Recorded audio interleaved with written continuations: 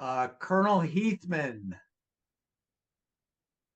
Thank you so much. I love this topic. And Lord knows I haven't been at my best throughout my career, and there are other times I have been at my best. And one interesting thing I've noticed, though, as a leader later in my career, leading large organizations, 3,000, 14,000, 36,000.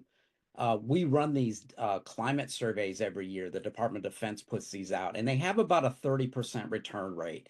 So not really good unless you as the leader really advertise the heck out of these things.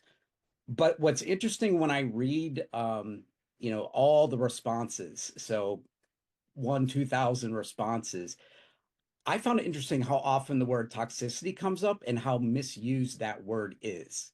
And there's a lot of people that think their boss is toxic because they hold them to higher standards than what they're actually used to. And I'm just curious, what do you think about that word, that how often we throw that word around, and I think some of the misdiagnosis of it.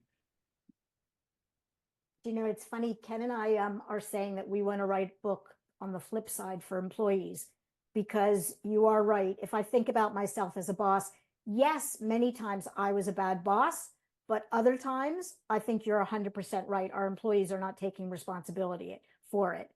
And I love your comment about toxicity. I only smile as an HR person, because how many times do people come to me like in exit interviews? It's a toxic culture. What the hell? I mean, it's like such a vague, it's one of those words that are, overused. It's like, Gen Z is used for the excuse of everything these days. So I think it's a really, that could be a whole conversation, but really, really valid points. It's that whole idea of putting someone in a box again. It's Yeah. it's laziness at the end of the day. The bosses that these people are labeling as toxic, they might have misbehaved. They might have made mistakes. I knew as a boss, I've made plenty of mistakes. But it is sheer laziness to dump everybody in this exact same box and say, no, they're just all toxic. We should just put them, on a river and let them float out to sea.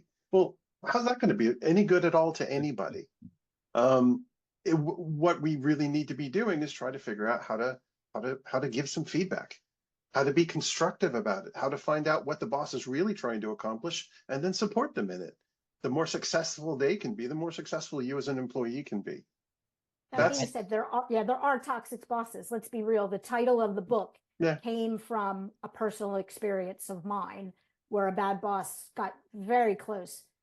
I was probably at the time going through burnout. I was probably had some real severe problems, those types of things. So they are out there, but I genuinely believe it's the percentage. I was going to say something, Scott. One of the things that a great thing about having your partner write a book with you is, as an engineer, is I said, wouldn't it be great if we could have a survey that you answer these questions and it tells you which type of bad bosses you are, which are the ones that you need to focus on. Mm-hmm. So Ken created a free survey, completely free survey that's on our website to help.